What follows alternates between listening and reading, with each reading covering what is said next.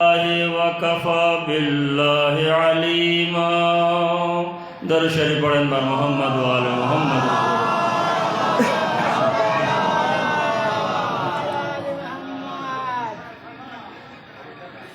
কোরআন মাজিদের সূরা নিসা 69 এবং 70 নম্বর আয়াত আপনাদের সামনে তেলাওয়াত করার সৌভাগ্য লাভ করেছি।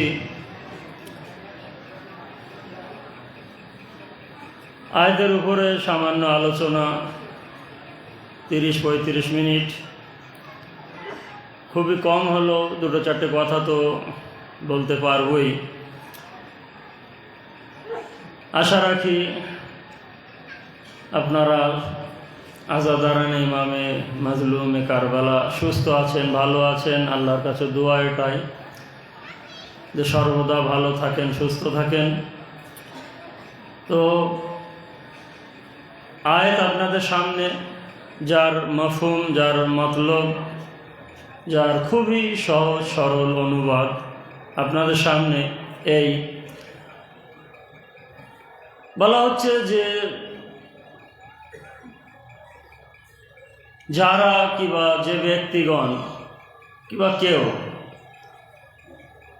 তো যারা এতাত করবে আল্লাহর অনুগত হবে এবং ওয়ার রসুলা আল্লাহর রসুলের অনুগত হবে। কারণ নিশ্চয় আমরা জানি শুধু আল্লাহর কালেমা পড়লে আমরা মুসলমান হতে পারবো না, সঙ্গে রসুলের কালেমা পড়তে হবে, তারপরে মুসলমান হতে পারবো। এই পর্যন্ত শুধু মুসলমান হতে পারবো, মুমিন এখনো হতে পারলাম না, ও যে যতই বলুক না কেন। কেন মুসলমান কিবা ইসলাম, মুসলমান হওয়া আলাদা, ঈমান আলাদা, মুমিন হওয়া একটা আলাদা জিনিস। তো আল্লাহ আর আল্লাহর রসুলের যে অনুগত হবে, অনুসরণ করবে, এতাত করবে।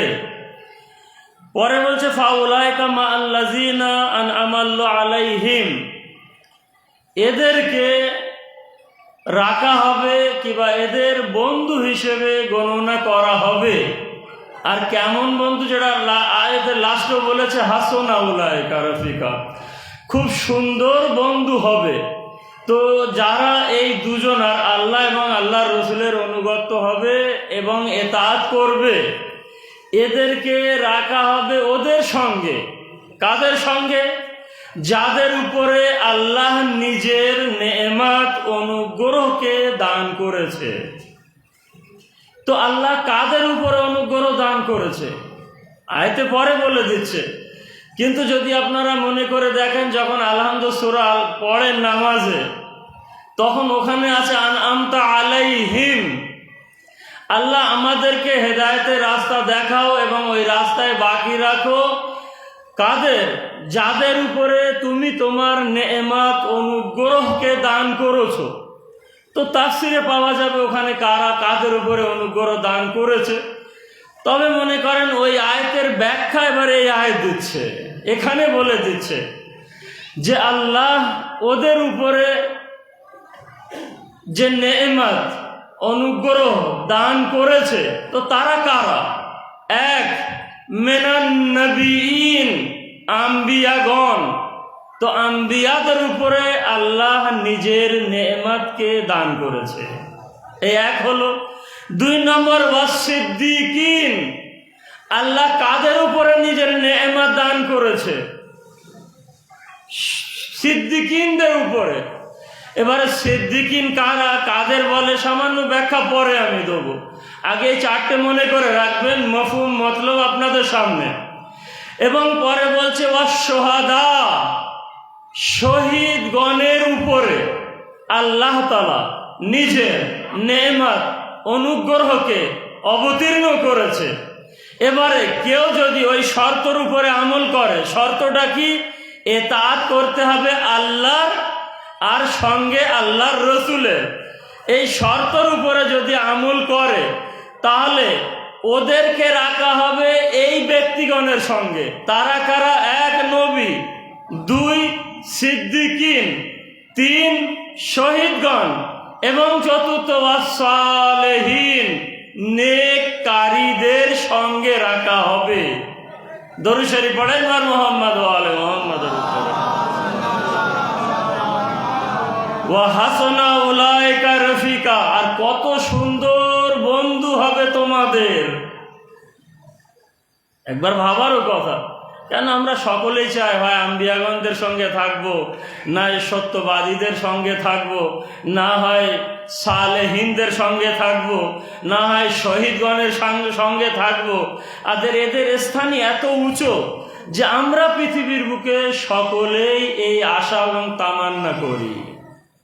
কিন্তু রাখবে কখন? ওই যে শর্তর উপরে ভাই আপনি আমল করবেন, আমি আমল করব, আমরা সবাই আমল করব। আর যখন আমল করতে পারবো অর্থাৎ এতাত করতে পারবো, তখন এই চার ব্যক্তির সঙ্গে আল্লাহ জান্নাতে আমাদেরকে রাখবে। আর এটা আল্লাহর তরফ থেকে বিশাল বড় ফাজল, দয়া, আল্লাহর তরফ থেকে করুণা। আর আল্লাহ যথেষ্ট, আল্লাহ জ্ঞাত, আল্লাহ জ্ঞানী। দরুদ শরীফ আরো একবার পড়েন বার মুহাম্মদ ওয়া আলে মুহাম্মাদের উপরে। দেখেন ভাই, আয়াত পড়লাম আপনার সামনে, আয়াতের শানে নুজুলটা একটুখানি শোনেন, খুব হালকা করে টাচ করে চলে যাচ্ছি। সোবান, এই সোবান নামক এক সাহাবীয়ে রাসূল, উনি আসলেন পয়গম্বর ইসলামের কাছে, দেখলেন খুব পেরেশান। এবং যখন পেরেশান অবস্থায় আসলেন, মুড খারাপ, কান্নার মতন অবস্থা। দরুদ শরীফ পড়েন বার মুহাম্মদ ওয়া আলে মুহাম্মাদের উপরে। যাই হোক, আল্লাহর রহমত, উপরে টিন দেওয়া আছে বলে আওয়াজটা বেশি আসছে, মনে হচ্ছে যেন কিছু একটা, অনেক সময় খেয়াল না থাকলে কোনো, আমি প্রথম মনে করলাম কি বাবার উপরে কিছু ঢালা কেউ মারছে নাকি। দরুদ শরীফ পড়েন বার মুহাম্মদ ওয়া আলে মুহাম্মাদের উপরে। তো সোবান কিন্তু পয়গম্বর ইসলামে খুব ভালোবাসতেন, অতিরিক্ত ভালোবাসতেন।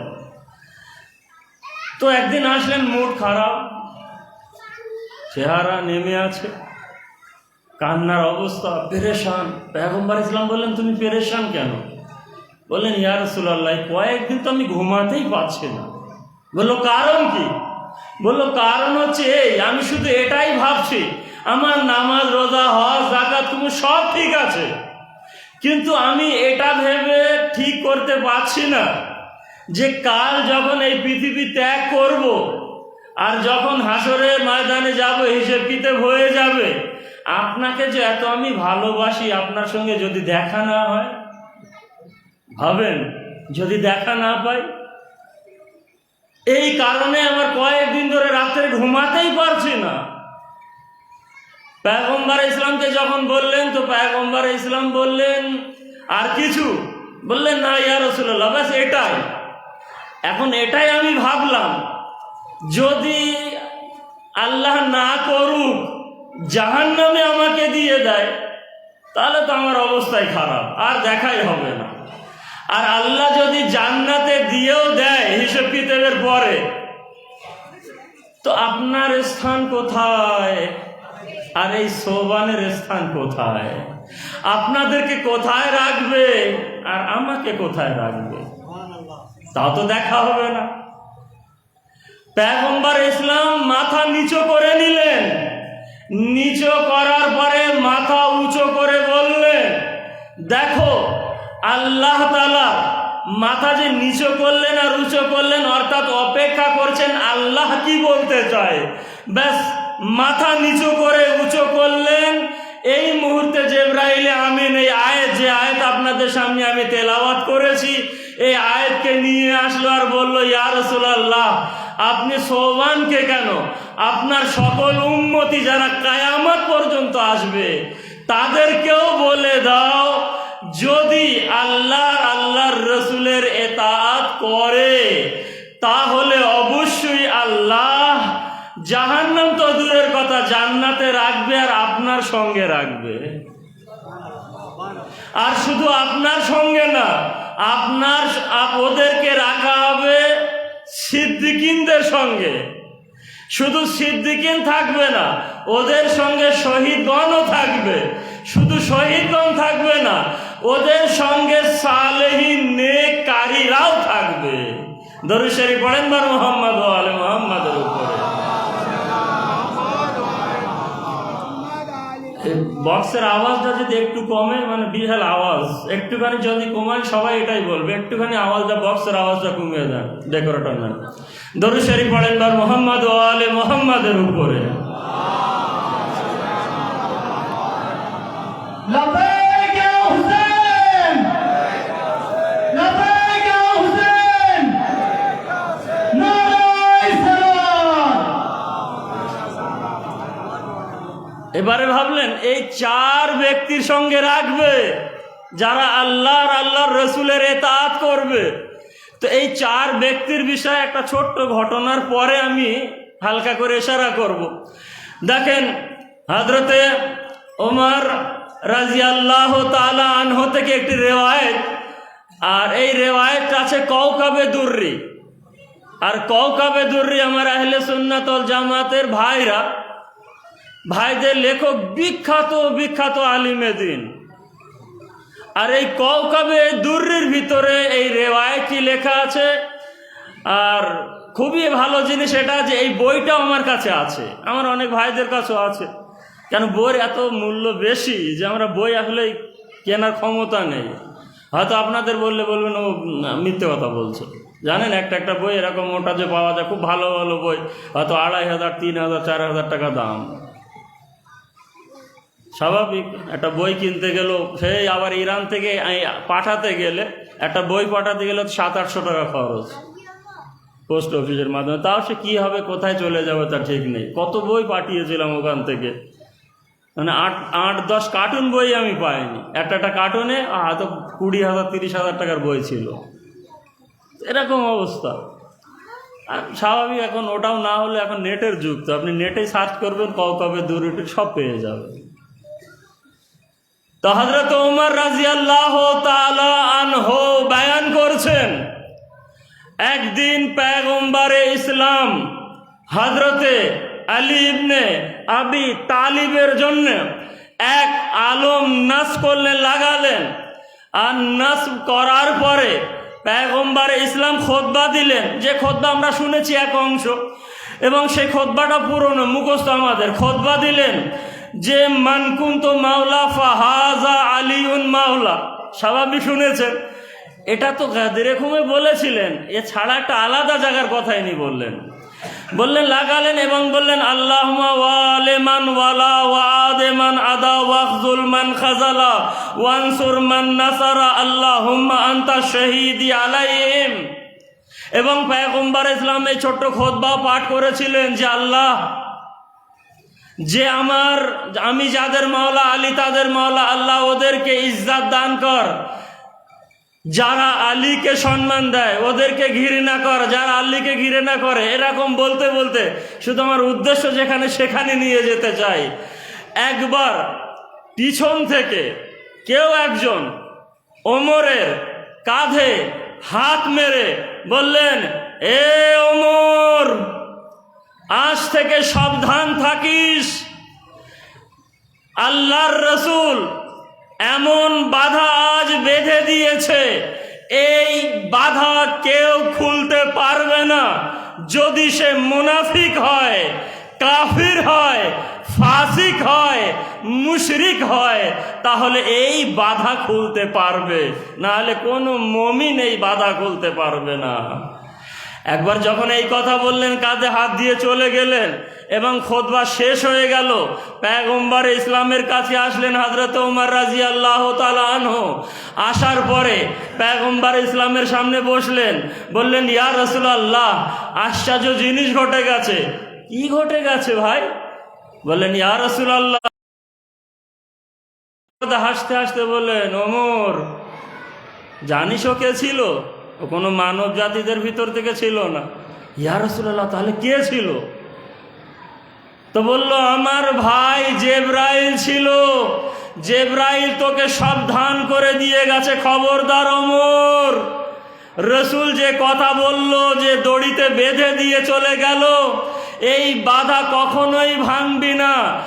আর দেখেন, জিবরাইল আমিন যখন এই কথা বলে সাবধান করে দিয়ে গেলেন, কিন্তু আফসোস আমাদের এটাই আমার আফসোস, আমাদের আফসোস, যখন গাদিরে খুমের মাঠে পয়গম্বর ইসলাম মান কুনতু মাওলা বলেছিলেন, আর এই হযরতে ওমর ছিলেন দ্বিতীয় জন।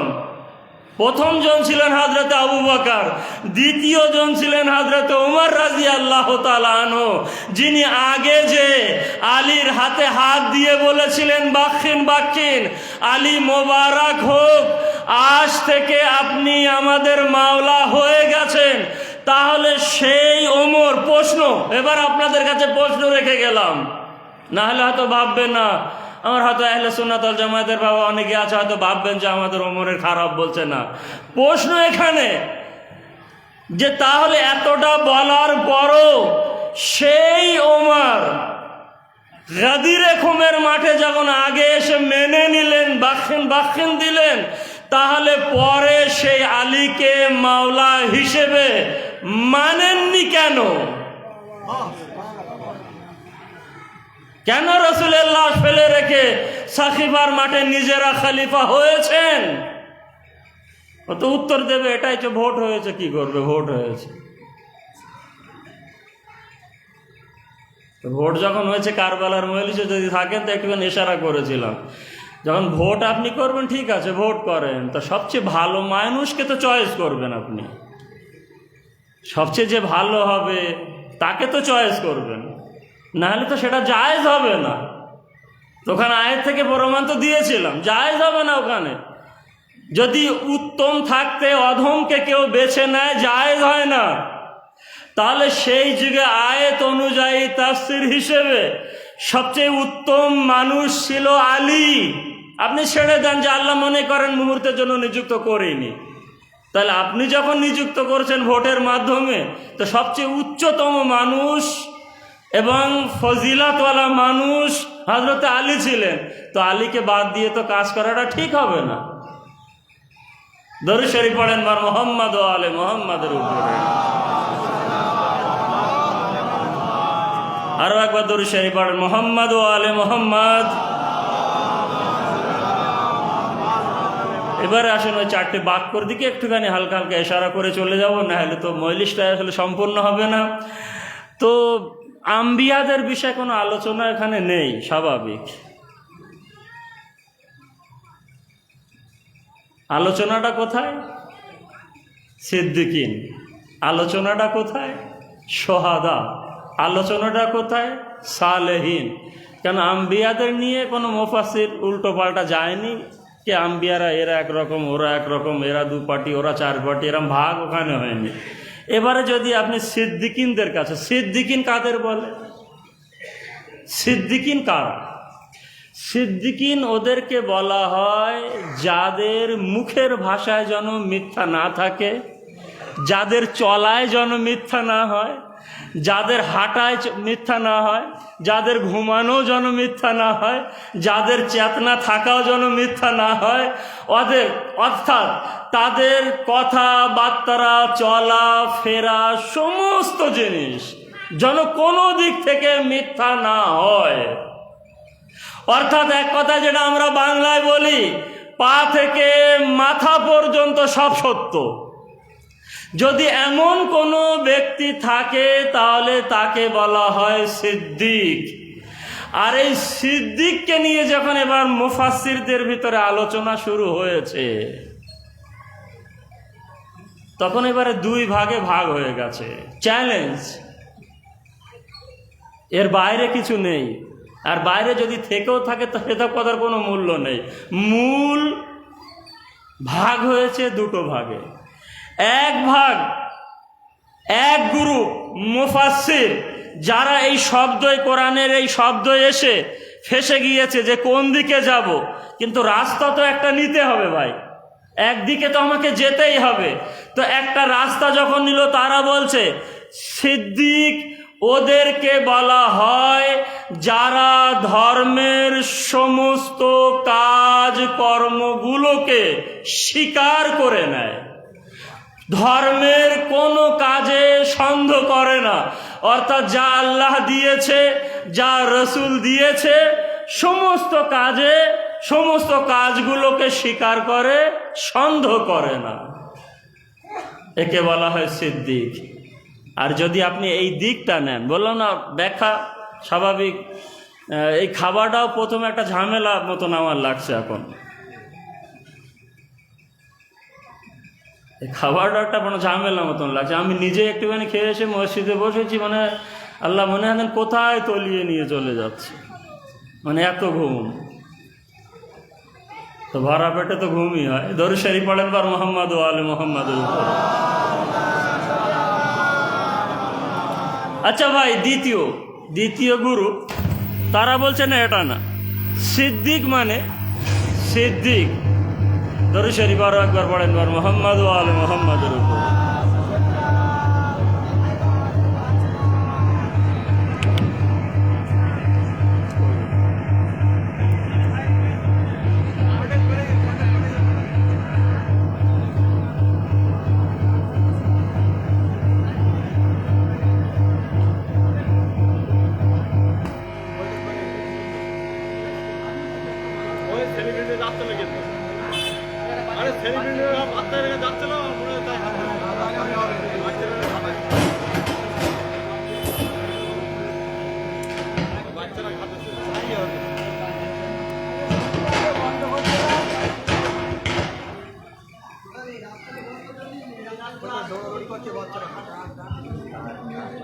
নারায়ে তাকবীর, নারায়ে রিসালাত, নারায়ে হায়দারি, নারায়ে হায়দারি, নারায়ে সালাত।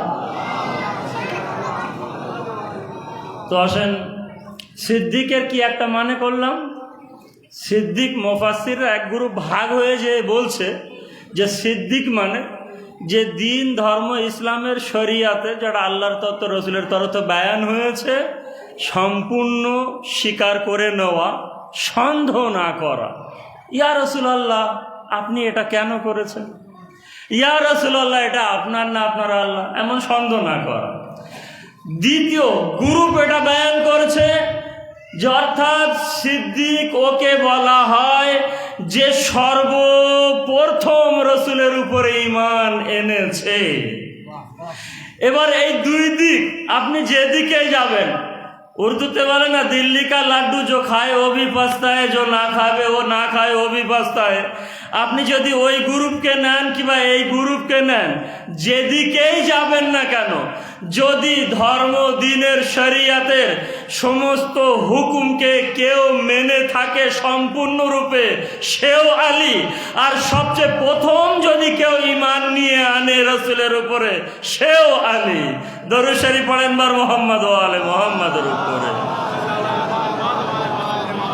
ইয়া আইয়ুহাল্লাযীনা আমানু ইত্তাকুল্লাহ ওয়া কুনু মা'আস সাদিকিন।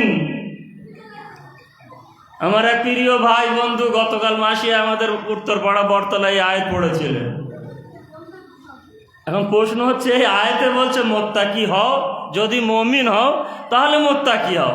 তাহলে মুমিনের আর এক ধাপ উপরে কিন্তু মুত্তাকি। তো মুমিনদেরকে বলছে মুত্তাকি হও, খুব মুত্তাকি হয়ে গেলাম, বলছে সত্যবাদীদের সঙ্গে হয়ে যাও। প্রশ্ন আল্লাহর কাছে, আল্লাহ তুমি তো বলে দিলে সত্যবাদীদের সঙ্গে হও, তাহলে সেই সত্যবাদী কে? মাওলানা হায়দার ভাই আমার সামনে বসে আছে, মাওলানা রহিমউদ্দিন সাহেব সত্যবাদী? কার সঙ্গে হবেন? পৃথিবীবাসীদেরকে, যারা দূর থেকে আমার আওয়াজ শুনছেন, সবার কাছে এই প্রশ্ন রাখছি। ভাববেন, হয়তো আমি বলে দিচ্ছি, কিন্তু ভাববেন আল্লাহর কোরআন কিন্তু যুগে যুগে, এক যুগের জন্য না। তাহলে ওই যুগ যখন কোরআন নাজিল হয়েছিল, আল্লাহ বলল সত্যবাদীদের সঙ্গে হও। ইয়া আল্লাহ সত্যবাদীকে ইমামে আলীর যুগে বলছে সত্যবাদীদের সঙ্গে হও। সত্যবাদী সেই যুগে কে? ইমামে হাসানের যুগে এই আয়াত ছিল, বলল সত্যবাদীদের সঙ্গে হও। সত্যবাদী সেই যুগে কে? হুসাইনের যুগে এই আয়াত চিৎকার করে বলেছিল সত্যবাদীদের সঙ্গে হও। তাহলে সত্যবাদীটাকে? জাইনুল আবেদিন, মোহাম্মদে বাকির, মুসায়ে কাজ আজিম, জাফর সাদিক, মুসা কাজিম, আলী রেজা, মোহাম্মদ জাওয়াদ, আলী নকি, হাসান আসকারি, ইমামে জামানার যুগে অর্থাৎ ইমামে মেহদির যুগে এই জামানায় আপনারা যারা এখানে বসে আছেন, দূর থেকে আমার আওয়াজ শুনছেন এবং নিশ্চয়ই গবেষণা হয়তো করবেন, আপনাদের কাছে প্রশ্ন এই যুগে আল্লাহ আওয়াজ দিয়ে বলছে, ইয়া আইয়ুহাল্লাযীনা আমানু ইত্তাকুল্লাহ ওয়া কুনু মাআস সাদিকিন, সত্যবাদীদের সঙ্গে হয়ে যাও। ইয়া আল্লাহ, হাত জোড়া করে বলছি এই কেওসা গ্রামের ইমাম বাড়ি থেকে, সত্যবাদী এই জামানায় কে যে যাদের সঙ্গে আমাদেরকে হতে বলছেন? আল্লাহ বলবে আমি কোরআন পাঠিয়েছি, যে কোরআন কথা বলতে পারে না, যাও ওই কোরআনের কাছে যে কোরআন কথা বলতে পারে। এবারে আমরা চলে গেলাম 1400 বছর আগে মদিনায়। ইয়া রাসূলুল্লাহ, আপনি একবার বলে দেন সত্যবাদীদের সঙ্গে আদেশ আল্লাহ করেছে, সত্যবাদী কারা? আল্লাহর রসুল বলে দেবেন, এই নারকল বেড়িয়া গ্রামের কারবালার যে যারা ওখানে যায়, আজ ওই 40-এ যখন এই কেওসা গ্রামে হচ্ছে, আর এই 24 পরগনার আজাদাররা তোমরা আছো, শুনে রাখো, এই জামানায় যদি কোনো সত্যবাদী থেকে থাকে তাহলে আমার নসল থেকে ইমামে মেহদি।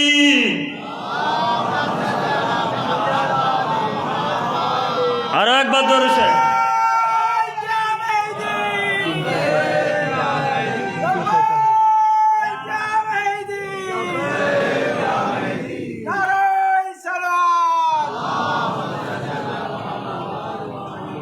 না ভাই, যাদের কাছে এখন ইমাম নেই, যাদের কাছে ইমাম নেই, ইমামাত কি বা ইমাম মানে না, তো তাদের কাছে যদি প্রশ্ন করি তো এই কথাই তো বলবে সত্যবাদী কারা, আমরা তো খুঁজে পাচ্ছি না। আবার কেউ হয়তো বলবে মসজিদের ইমাম সাহেব সত্যবাদী, দেখা যাচ্ছে সারা জীবন সে মিথ্যে কথা বলে গেছে। হয় না এরকম? এক ইমাম সাহেব নামাজ পড়তে এসেছেন নতুন, এখন মাসে মাসে 1000 টাকা দেওয়ার কথা। 2 বছর নামাজ পড়ানো হয়ে গেছে, মসজিদে পয়সা দেয়নি, 2 বছরের বাকি। এখন ঈদের নামাজ একদিন খুতবায় বলছে, আমি জানতাম তোরা পয়সা দিবি না, তাই আমি ওযু না করে নামাজ পড়িয়ে দিয়েছি। তো কি ওই মৌলবী সত্যবাদী হবে? আর এমন মৌলবী পৃথিবীর বুকে ধরতে। দরুদ শরীফ পড়েন আর মুহাম্মদ ওয়া আলে মুহাম্মাদের উপরে।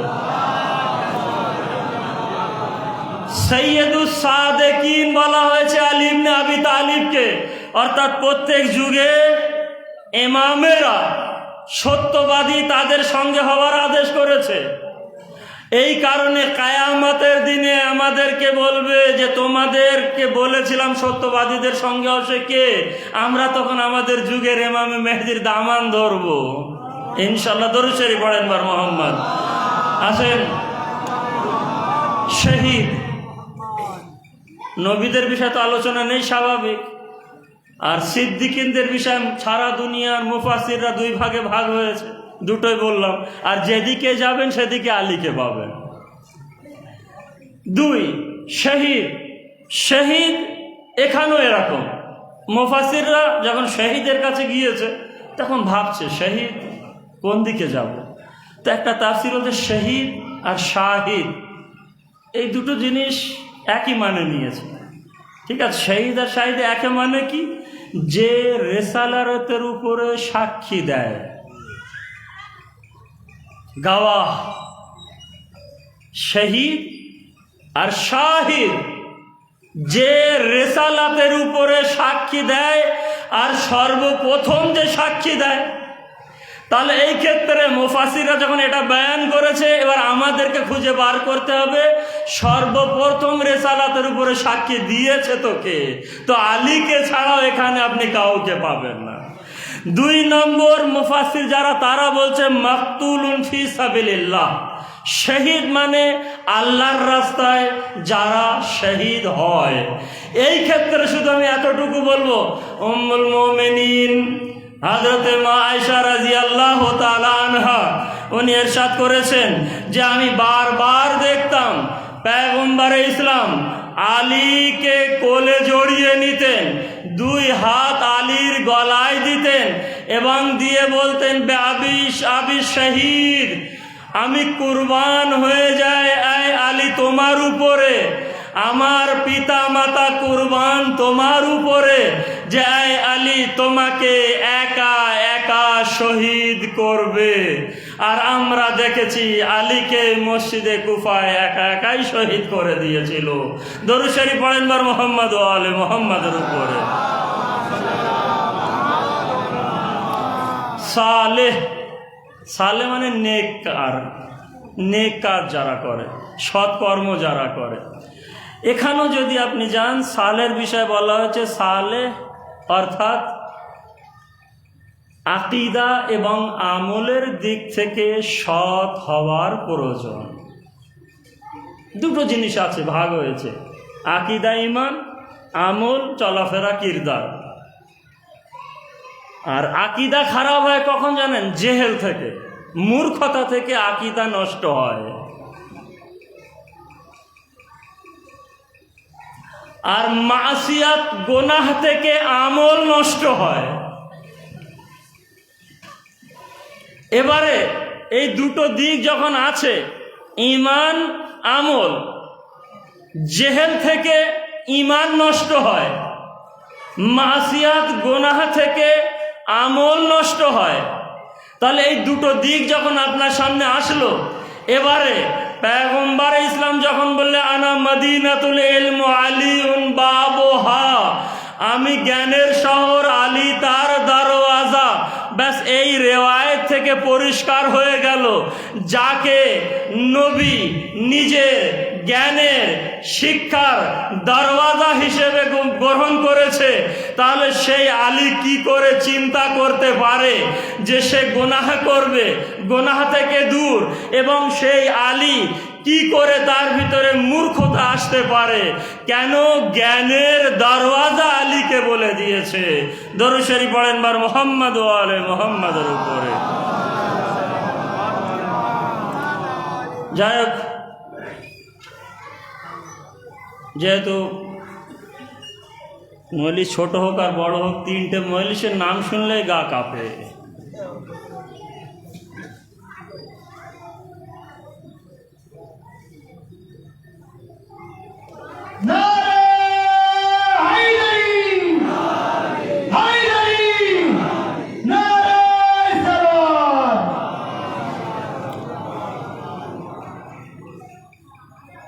আমাদের মাওলা আলী ইবনে আবি তালিব মসজিদে কুফা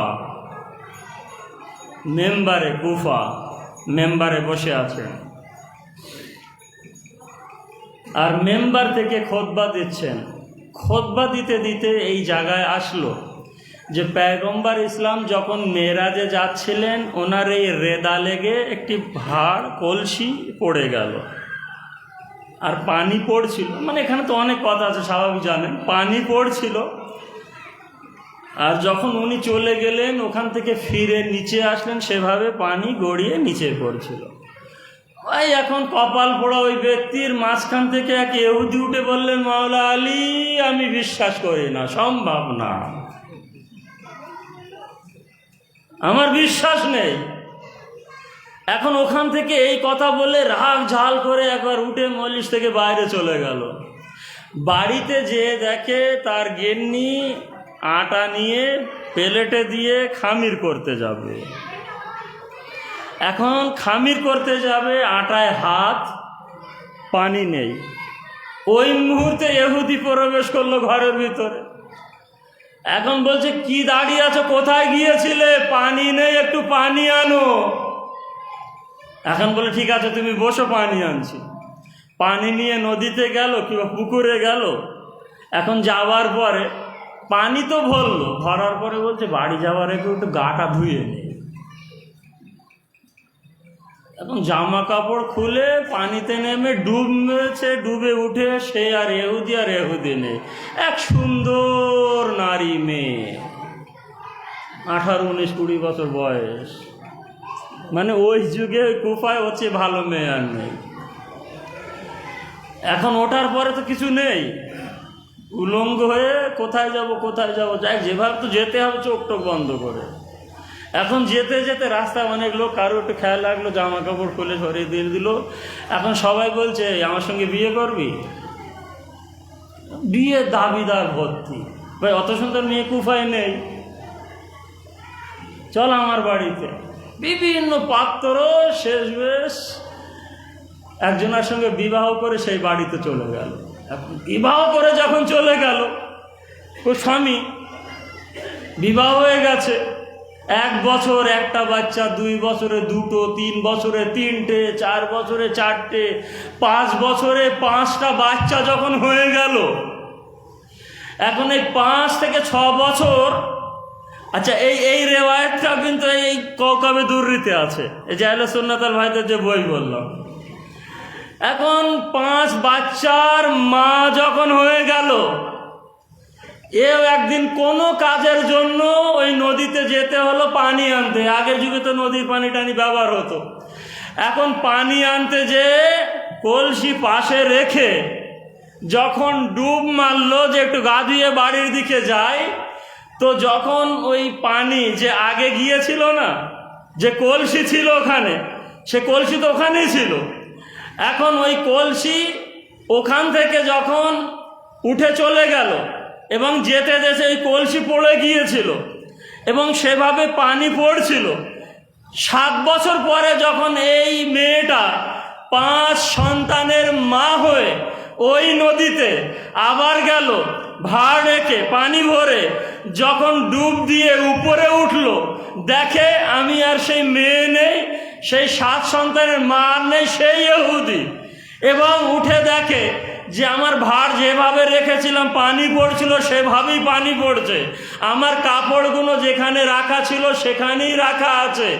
যখন সে এভাবে উঠে দেখলো, সেখান থেকে কাপড় পরে যে পানি পড়ে যাচ্ছিল সেই পানির ভার নিয়ে বাড়িতে যেয়ে দেখে তার গিন্নি যেভাবে সেই পাত্রে হাত দিয়ে আটা গুলতে যাচ্ছিল, হাত এভাবে রেখেছিল, সেভাবেই আছে। আর বলছে, কি ব্যাপার, কোথায় ছিলে, এত দেরি করলে কেন?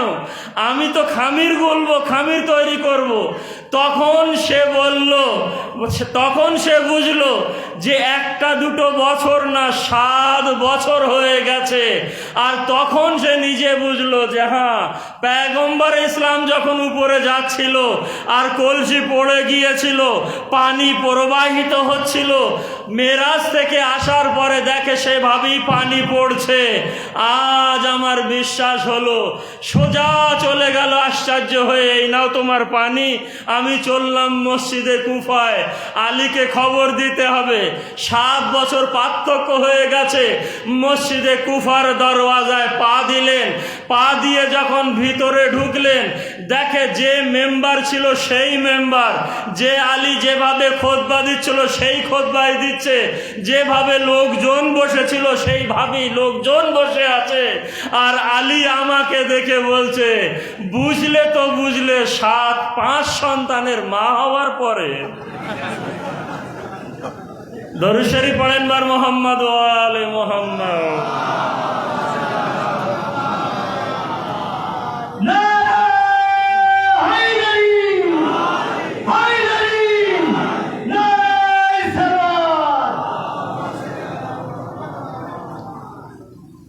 তাই মানুষ বোঝে তো অনেক পরে বোঝে। আজ পৃথিবীর বুকেও হাজার হাজার মুসলমান, বলার উদ্দেশ্য তো আছে, হাজার হাজার মুসলমান, কোটি কোটি মুসলমান পৃথিবীর বুকে আছে। বুঝবে, সময় আসলে বুঝবে। আবার কেউ কেউ একটু গবেষণা করে আগে ভাগে বুঝেই যাচ্ছে। হ্যাঁ, বুঝবে 5 সন্তানের মা হলে, এর আগে মুসলমানেরা বুঝবে না। দরুদ শরীফ আরো একবার পড়েন বার মোহাম্মদ। যাই হোক, 2-4টে কথা মুসিবতের। এক আলিমে দিন বায়ান করছে যে আমার চোখের অসুবিধার কারণে চোখ ব্যথার কারণে আমি খুব টাকা পয়সা নষ্ট করেছি, ডাক্তারদের দিয়েছি, হাকিমদের দিয়েছি, কোনোদিন ঠিক হয়নি। অনেক সময় আল্লাহ এভাবেই তার লীলা খেলা দেখায়, ঠিক হয়নি। এই কারণে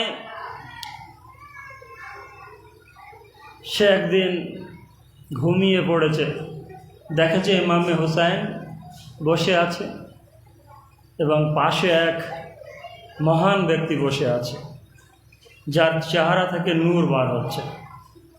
স্বপ্নই ইমামের কাছে হাত জোড়ে বলল, মাওলা, আপনার কাছে খুব চেয়েছি, আপনি আমার দিকে একটু ফেরুন, একটু তাকান, আল্লাহ খুব চাই আপনার কাছে। তো ইমামে হুসাইন যে ব্যক্তি পাশে বসেছিল তার নাম নিয়ে বলছে, এ হুর, কেন একে শেফা দান করছো না? বললেন, মাওলা, ইনি তো আমার কাছে আসেননি। যখন ঘুম ভেঙে গেল তখন হিসেব করে দেখে, নিজেই বলছে যে আমি 2-3 সপ্তাহ হয়ে গেছে যে আমি হুরের জিয়ারত করতে যাই না। হুরের রওজা কিন্তু কারবালা থেকে 7-8 কিলোমিটার দূরে, হয়তো একদম রাইট বলতে পারবো না এরকম, তবে যে বইতে আমি পড়েছি তো 7 কিলোমিটার রেখেছে, যাই সেটাই। তো আমি তখন উঠে ইমামে হুসাইনের কথা শুনে হযরতে হুরের রওজায় গেলাম, জিয়ারত করলাম এবং হযরতে হুরের শেফাআতের কারণে আমি ভালো হয়ে গেছি।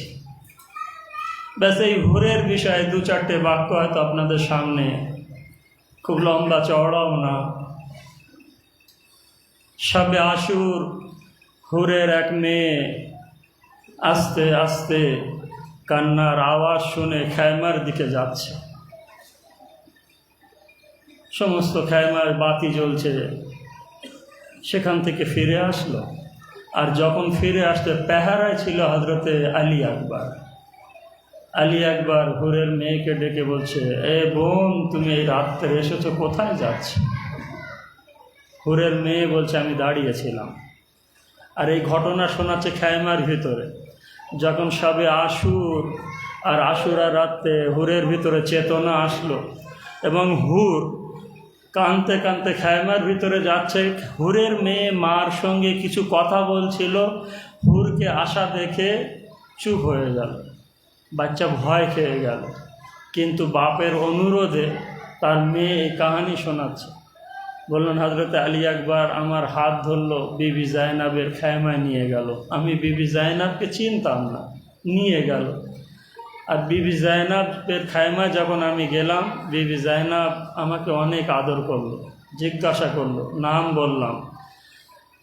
তো বিবি জায়নাবের কাছ থেকে যখন আমি খোদা হাফিজি করে রাত্রে চলে আসছি, তখন বিবি জায়নাব এতটুকু শুধু কাঁদতে কাঁদতে বলল, বাবা জানেন না, আমি যখন আমি চলে আসছিলাম কাঁদতে কাঁদতে বলল, একটি রুমালের ভিতরে কিছু দিয়ে যে বেটি এগুলো নিয়ে যাও, তুমি এমন সময় আমার কাছে এসেছো যখন আমার খায়মায় কিছু নেই। কিছু সোনা দানা ছিল, কানের কিছু কিছু জিনিস ছিল, সেগুলো দিয়ে দিল উপহার হিসেবে। এই হুর যখন খায়মা থেকে চোখ মুছতে মুছতে বাইরে আসলো, হুরের এক ছেলের নাম ছিল আলী। আলী সামনে দাঁড়িয়ে গেল, কিন্তু সালাম কালাম কিছু করলেন না। হুর বলল, বেটা আলী, সম্মান ভুলে গেছো বাবা? বলল, বাবা সম্মান কিসে? বাবা আমার সঙ্গে এসো তো, একবার কান পেতে শোনো তো ওদিকে। একবার কান পেতে শুনতে যখন বলল, আর আস্তে আস্তে আলী বলছে বাবাকে, বাবা তুমি যে হুসাইনের ঘোড়ার গলার দড়িতে হাত দিয়েছিলে, সেই হুসাইনের খায়মা ওদিকে না? বাবা আচ্ছা বলো তো, আপনার লস্করদেরকে পানি কে খাওয়িয়েছিল? বলল, ওই হুসাইন। বলল, আপনার ঘোড়ার পানি কে খাওয়িয়েছিল? বলল, ওই হুসাইন। ছেলে বাপকে বোঝাচ্ছে, বলল বাবা হুর, আচ্ছা বলুন তো আপনাদের ঘোড়াদের নিয়ে যে পানি কে দিয়েছিল? বলল ওই হোসেন।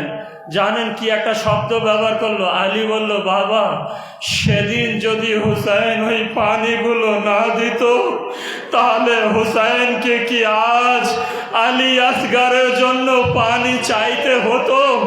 বাবা বলুন তো, সেদিন যদি হুসাইন পানি না দিত আজ ওই খেমাগুলো থেকে আল আতাশের আওয়াজ আসতে, এই আল আতাশের আওয়াজ আসতো। ব্যাস আলীর ছেলের কথা শুনে হুর একদম মাটিতে অজ্ঞান হয়ে পড়ে গেল। জ্ঞান আসার পরে বলল বাবা আর আমি থাকতে চাই না এদিকে, খুবই সংক্ষিপ্তভাবে পড়ছি। বাবা আমার হাত বেঁধে দাও, আমার গলায় হাত দিয়ে চেঞ্জ দিয়ে বেঁধে দাও, আমার চোখ রুমাল দিয়ে বেঁধে দাও। জানেন এক রুমালের কথা যখন এখানে আসলো, আপনারও আমার মাওলা ইমামে হুসাইন হুরের কপালে যে আঘাত লেগেছিল, এই আঘাত লাগার পরে যে রুমাল বেঁধে দিয়েছিল, সালেমানে ফারসিরও এই নসিব ছিল না যে নসিব হুসাইন দিয়েছে হুরকে। ইসমাইলে সাফাবির যুগে কবর খুঁড়েছিল, শুনেছেন?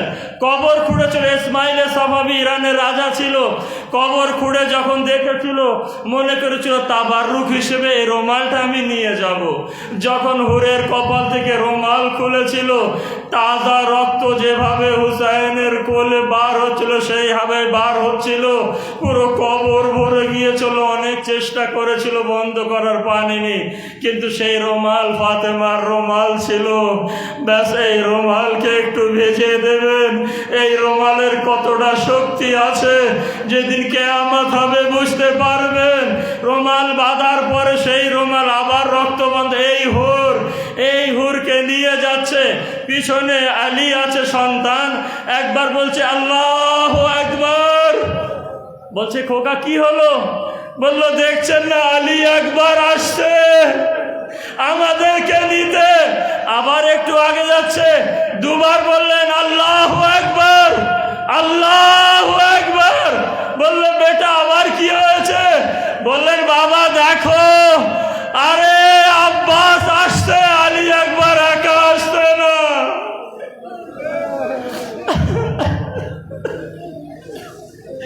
আবার একটুখানি যাচ্ছেন, জানেন একবার না দুবার না, বারবার বলছে আল্লাহু আকবার, আল্লাহু আকবার, আল্লাহু আকবার। একবার হুর বলছে আলী আবার কি হয়েছে? বলল যেহেতু চোখ বন্ধ ছিল না, বেটা বলছে বাবা আলী একবার একা আসছে না, এ আব্বাস একা আসছে না, সঙ্গে ইমামে হুসাইনও আসছে। একবার হুর গেলেন, পায়ের উপরে পড়লেন, মাথা দিলেন, অনেক কথা বলার পরে একবার যখন বললেন শুধু মাওলা আমাকে কি ক্ষমা করেছেন আপনি? ইমাম হুসাইন বলেছিলেন হুর মানে স্বাধীন, এই দুনিয়ায় ওই দুনিয়ায় স্বাধীন। বেচার একটা দুটো মিনিট শুধু দেবেন, আমি মাসায়েব শেষ করব। একবার এই কথা বলার পরে দেখে খাইমার ভিতর থেকে আওয়াজ আসবে, ফিজ্জা যাও আমার ভাইকে সালাম দিয়ে দাও আমার। একবার যখন ফিজ্জা এসে সালাম দিলেন, হুর শোনার পরে অজ্ঞান হয়ে পড়ে গেলেন কাঁদতে কাঁদতে।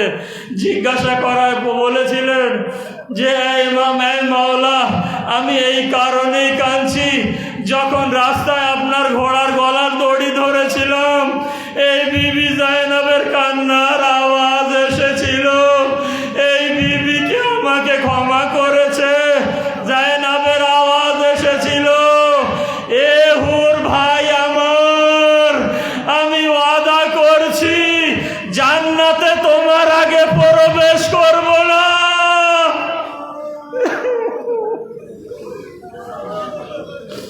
পায়ে পড়ে হুর বলেছিলেন মাওলা আপনার সন্তান কোথায়? আমার সন্তানকে আগে অনুমতি দেন।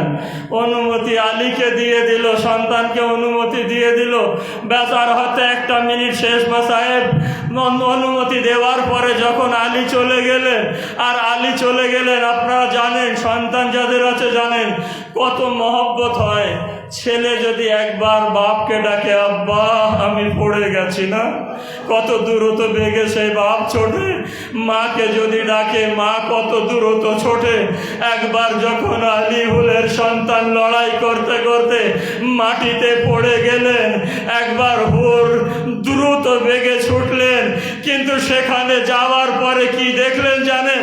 যাওয়ার পরে শুধু অবাক হয়ে গেছে। আরে যে হুসাইন 3 দিন ভুকো পিপাসায়, হুসাইন আমার আগে পৌঁছে গিয়েছে। হুরের সন্তানের মাথা নিজের কোলে রেখেছে, আর কোলে রেখে কথা বলছে, কাঁদছে। একবার যখন হুর নিচু হয়ে আলীর লাশকে তুলতে যাচ্ছে, ফাকামাল হুসাইন, হুসাইন একবার দাঁড়িয়ে গেল, হুরের বুকে এবার ধাক্কা দিয়ে পিছনে সরিয়ে দিয়ে বলল, হুর খবরদার, শরিয়াতের নিয়ম তুমি জানো না, আজ অবাক সন্তানের লাশ তুলতে নেই। সরিয়ে তো দিয়েছিল, হাত জোড় করছি, এই শেষ কথা। সরিয়ে দিয়ে যখন সরিয়ে দিল, আমি শুধু আপনাদেরকে স্মরণ করানোর জন্য বলছি, একবার বলুন মাওলা হুসাইন, হুরকে যদি আপনি এভাবে বলেন, তাহলে আপনার 18 বছরের আলী আকবর, যখন আলী আকবর আপনাকে ডেকেছিল আর আলী আকবরের কাছে পৌঁছে গিয়েছিলেন, তখন এই কথা কি মনে পড়েনি যে 18 বছরের আকবর আমি এই বুড়ো বাপ হুসাইন করবে তো কি করবে?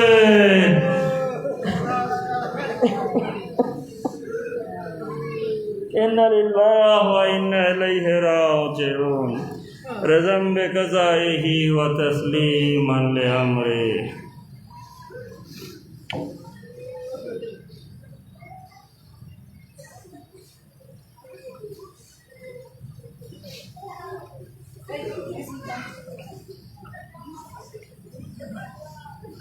আপনারা সবাই সবসময় স্থানে বসুন। আমাদের আজকের এই 40 শেষ মজলিস পড়বেন জনাব হুজ্জাতুল ইসলাম ওয়াল মুসলিমিন সৈয়দ